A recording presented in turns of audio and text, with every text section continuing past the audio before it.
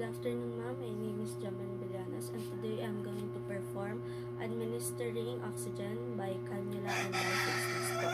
So, first po is assess po na po natin yung skin and mucous membrane ni patient po. Then, yung if cyanosis is present po. Then, breathing patterns, chest movements, lung sounds, and then yung presence of clinical signs of hypoxemia po. Next po is iti-determine naman po natin yung vital signs, especially po yung pulse rate po ni patient, yung respiratory rate, and yung rhythm, tapos depth. Then next po is yung result po, i-check din po natin yung result for diagnostic laboratories. Then check din po natin yung hemoglobin, hematocrit, and then yung CBC po ni patient. And then po, check din po natin yung O2 sat ni patient. Then, next po is i-check po natin yung mga equipments. By so gamit po yung cannula, i-check po natin yung oxygen tank po, then yung humidifier, and then yung flow meter po. Then, next po is i-check din po natin itong tubing ni patient. Make sure po na wala po siyang, hindi po siya nakaking. Then, next po is sa face mask naman po. Then po, i-check po natin check po natin yung oxygen tank, then yung humidifier po, then yung flow level din po, or yung flow rate po. Then, i-check din po natin yung padding for elastic band din po. Then, i-check din po natin yung tubing po. Yung tubing po is prescribed po siya. Kaya i-check po natin yung doctor's order or may prescribed size po siya. Depende po sa age. Tapos, i-determine din po natin yung need for oxygen therapy. I-verify po natin yung doctor's order. Then, perform a respiratory assessment po to determine po the baseline data if not already available po. So, next po is assess po natin si patient to a semi-Fowler's position po. Then, explain din po natin sa patient na yung gagawin po natin procedure is hindi naman po dangerous. Then, sasabihan din po natin yung significant others na patient na kung ano po yung mga precautions or yung mga hindi dapat gawin kapag may oxygen tank. Po is, good afternoon, ma'am. My name is Jamin Villanas. I am a student nurse po from CSPC. So, today po, I'm going to do the oxygen therapy po. And don't worry po, ma'am. Hindi naman po ito dangerous. May mga lang po, precautions po na kayo na bawal ko. Hand washing, provide for client's privacy. Then, mag-a-apply na po tayo ng gloves.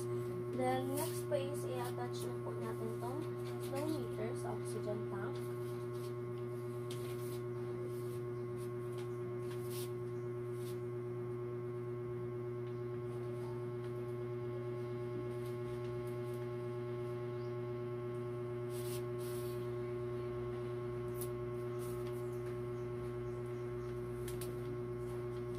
Then, next po is make sure po natin yung flow meter po is nasa make sure po natin na yung flow meter po is naka-off position po.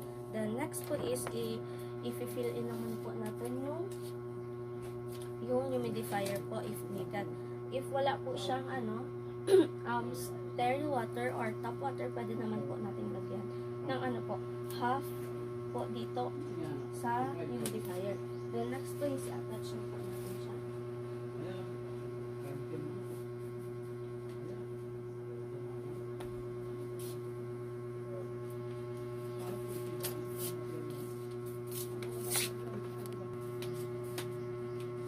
Then next po is attach naman po natin tong tubing po.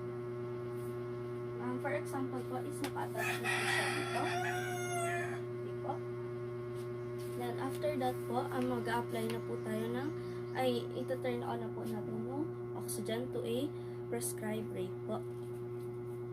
Then, i-check po natin if gumagana po yung oxygen.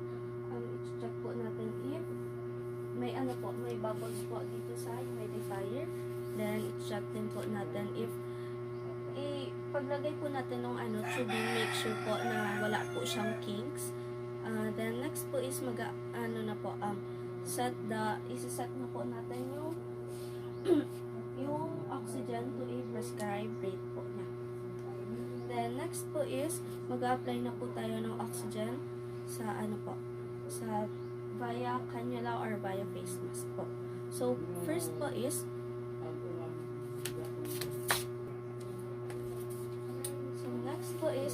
maglalagay na po tayo ng oxygen to a desired rate po. First po is sa cannula, nilalagay lang po natin itong tubing po sa nose ni client po.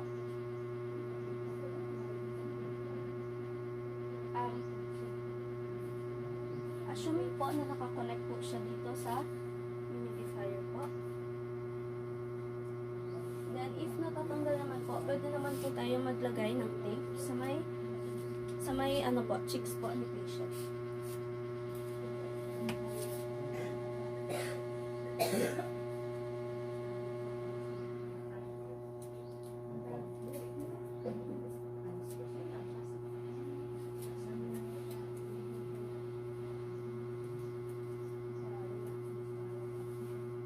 Then, ilalagay po natin siya dito po sa may ears ni patient.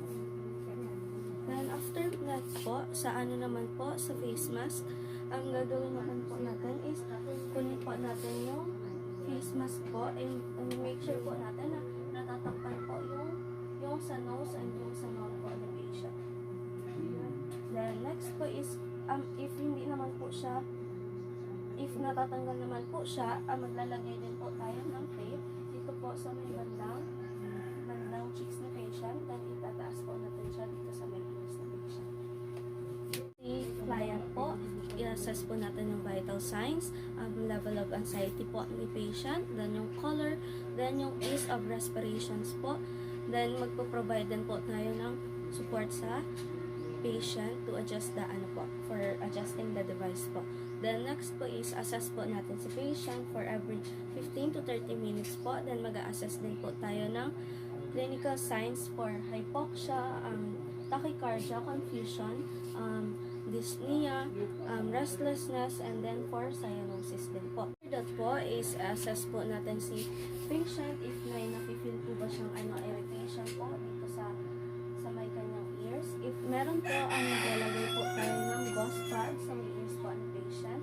Then maglalagay din po tayo ng lubricating gel for to suit the mucous membrane po ng patient. Then next po is sa face mask naman po, i-check po natin yung facial skinny patient po for dampness or chafing po. Then i-check din po natin kung may kung may dryness po, then and i-treat po natin siya as needed. I-check po natin yung flow rate po, then make sure po natin na yung yung humidifier is hindi po siya nawawala ng water. Then if wala naman pong water, lalagyan na po natin siya. Then i-check po natin siya for every 30 minutes po. Then po natin, be sure that the water is not collecting in dependent tubes of the tubing. Then next po is make sure din po that the safety and precautions po ng patient is na susunod po. Then, after that po is ipo-position na po natin si patient to a comfortable position po.